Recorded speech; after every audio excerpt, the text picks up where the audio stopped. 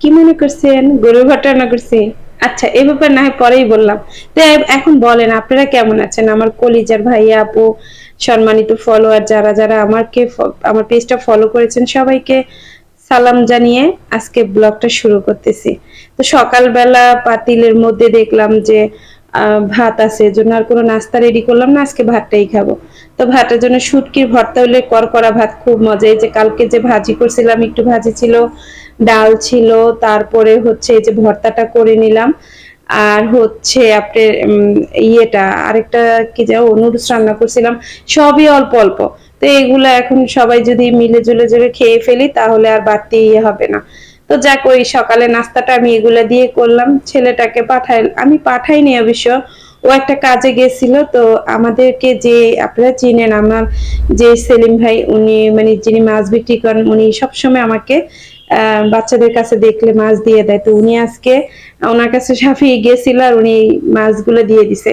দিয়ে টমেটো আনছে, ফুলকপি আনছে।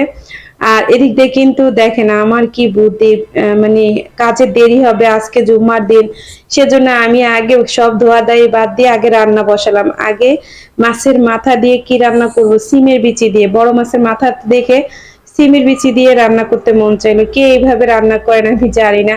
তো আমি করছি কি, এদিক দিয়ে আগে রান্নাটা বসাই দিলাম। তো প্রথমে মাছের মাথাটাকে কষিয়ে নিলাম। আর এখন আমার মনে হলো ফ্রিজে ফ্রোজেন করা ছিল আপনার সিমের বিচি, আপনারা এর আগের ভিডিওতে দেখছিলেন। তো এই সিমের বিচিগুলো এখন আমি রান্না করব। তো এদিক দিয়ে সব সিমের বিচিগুলো নামিয়ে নিলাম। আর এর ফাঁকে দিয়ে আস্তে আস্তে রান্নাও হয়ে গেল। ফাঁকে কিন্তু আমি মানে রাইস কুকারে ভাতও বসাই দিছি। তা আমার রান্নাও হয়ে যাবে আর এদিক দিয়ে রান্নার কাজ চলতে থাকবে আর এদিকে আমি গুছগাছ করবো। তো যাকে এগুলো আমি এভাবে ফেলে দিলাম। আর এইটা হচ্ছে ভাটা মাছ, ভাটা মাছটা ভাবছিলাম ভাজি করব, কিন্তু এখন আর সেটা করব না, কারণ বিশেষ একটা রান্না আছে। তো বিশেষ রান্নাটা আপনাদের সাথে আরেকটু পরেই শেয়ার করব।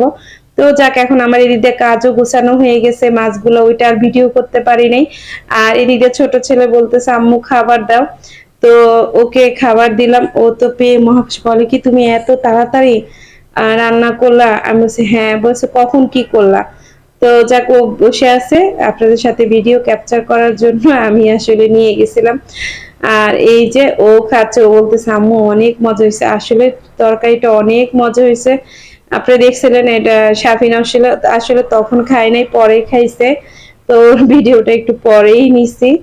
তো যাই হোক, আমি কিন্তু এখন খাবো না, আমার প্রিয় জিনিস আছে, সেটা হচ্ছে কি, ওই যে বললাম না গরুর ভট। সেটা আসলে গরুর ভটটা বলতে ওইটা মাছের যে নাড়ি ভুড়ি গুলো, আমি এটা আসলে খুব পছন্দ করি। একদম পাতিলের সাথে পোড়া পোড়া করে খেতে কি যে ভালো লাগে। তো আমি কিন্তু সেটা দিয়েই খাবো। আর আপনাদের সাথে প্রথমেই বললাম এটা গরুর ভট। এই যে আমার রান্নাটা। তো সবাই ভালো থাকবেন, সুস্থ থাকবেন।